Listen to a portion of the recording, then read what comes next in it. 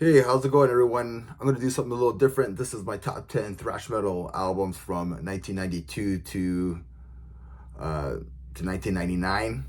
So I'm going to get this going right away. So number 10, I have Criminal, uh, Dead Soul. Well, this was released in 1997 under the band's own label.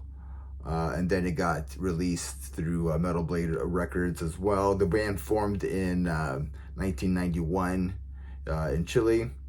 This is the band's like second studio album. Uh, yeah, they have that early like death thrash sound, especially early like Sepultura.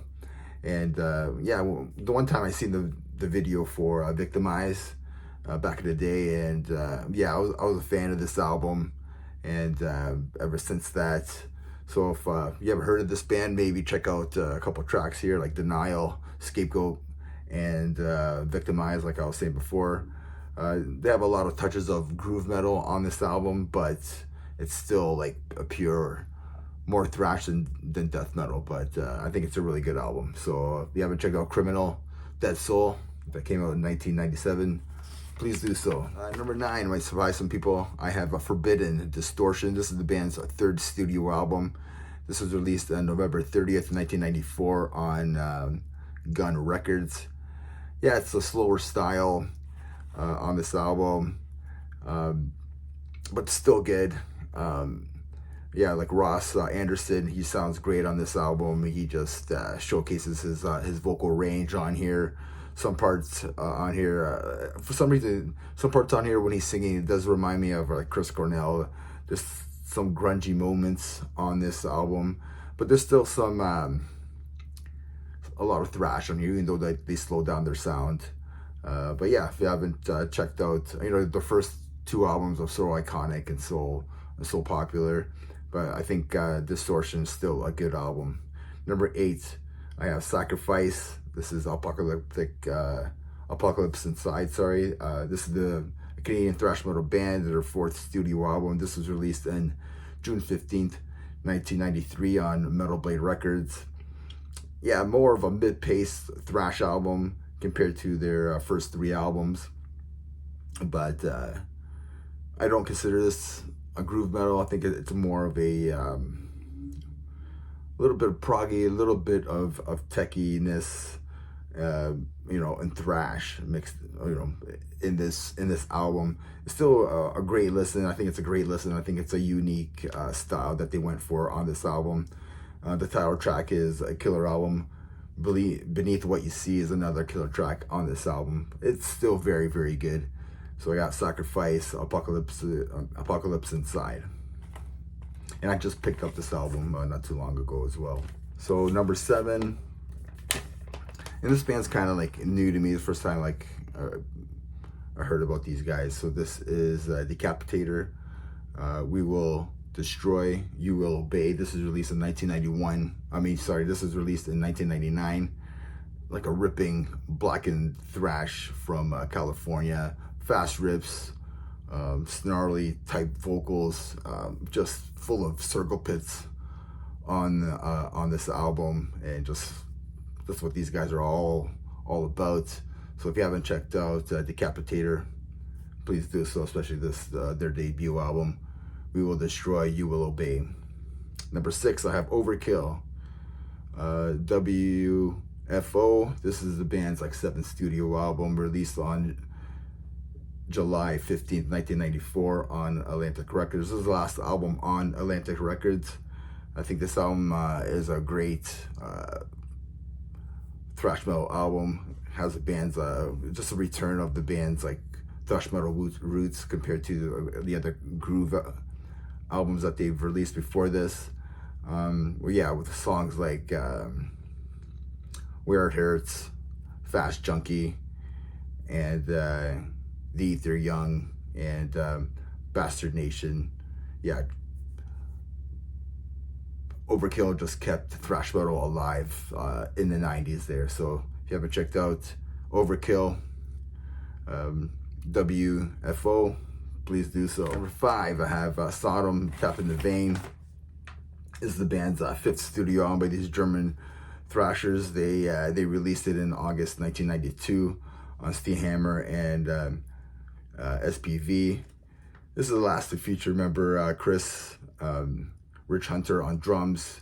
This album is like, it's heavy, it's fast paced. There's some death metal vibe to this album as well. Just a killer album. Songs to check out on here if you haven't: there's Body Parts, Dead Alive, and the title track.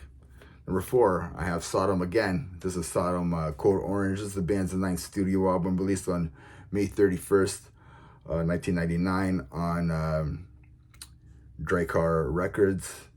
Yeah, the band, like, they released like 3 albums before this one.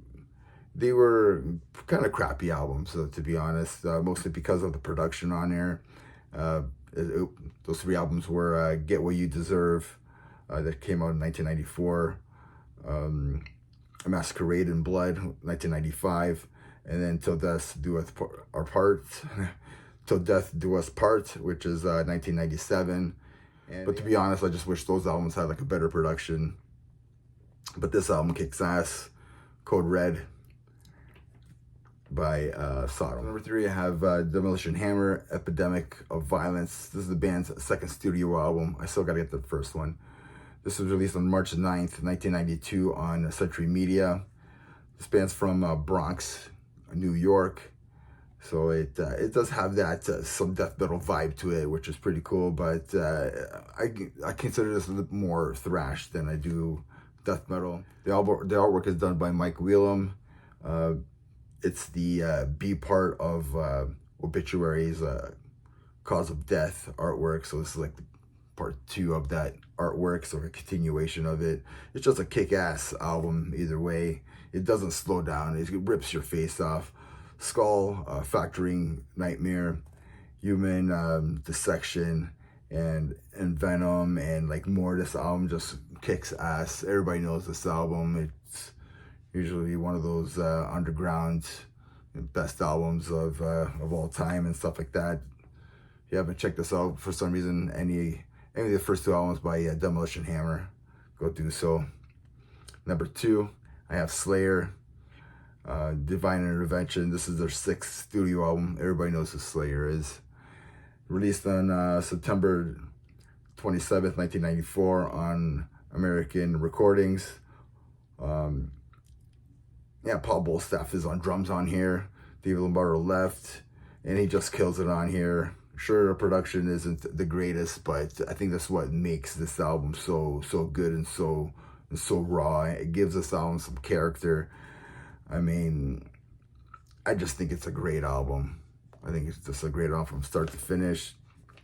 You got Killing Field, Diddlehead, 213, and more. Like, this album just rules. Okay, so stop talking shit about this album. This album rules. So I got Slayer, Divine Intervention. So number 1 album I have is Testament, The Gathering.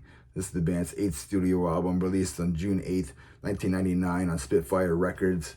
Pretty much a super group with Chuck Billy and Eric Patterson. They get Steve DiGiorgio on bass. You know, he's just a machine on there. You got James Murphy on guitar. And we have Dave Lombardo on drums. He stopped doing Slayer and then doing a bunch of other bands, and he came in and participated in this album. And I mean, this album has like everything from thrash to death to some groove. DNR, Down for Life, Eyes of Wrath, True Believer, 3 Days of Darkness, The Angels of the Dead, and more. This album is just an amazing, it's just a masterpiece of an album, I think. So let me know. I checked out a whole bunch of like thrash metal albums at the time, things I didn't hear. But I don't know, I think those albums I got, those 10 albums, are pretty good. Trying to keep thrash alive at that time. You know, it was like probably a really low point in thrash from like 92 till 99. Let me know what you think in the comments. Remember, everybody, metal never dies. Cheers.